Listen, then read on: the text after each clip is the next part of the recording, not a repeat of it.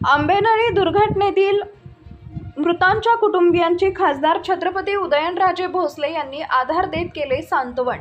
महाबळेश्वरच्या आंबेनळी घाटात स्कॉर्पिओ गाडी तब्बल 1200 फूट खोल दरीत कोसळून झालेल्या भीषण अपघातानं संपूर्ण सातारा जिल्ह्यावर मोठी शोककळा पसरली आहे। या दुर्घटनेत 8 तरुणांचा मृत्यू झाल्यानंतर खासदार उदयनराजे भोसले यांनी आज मृतांच्या कुटुंबियांची भेट घेत त्यांचं सांत्वन केले आणि त्यांना धीर दिला। खासदार उदयनराजे यांनी साताऱ्यातील संबंधित गावांमध्ये प्रत्यक्ष जाऊन मृतांच्या कुटुंबियांची भेट घेतली। यावेळी कुटुंबियांना आधार देताना ते कमालीचे भावुक झाले होते। आपल्या भावना व्यक्त करताना ते म्हणाले, मी त्यांच्या मुलाची किंवा भावाची जागा कधीच भरू काढू शकत नाही, मात्र मुलगा आणि भाऊ या नात्यानं सदैव त्यांच्या पाठीशी खंबीरपणे उभा राहीन। यावेळी सुनील तात्या काटकर व कार्यकर्ते उपस्थित होते।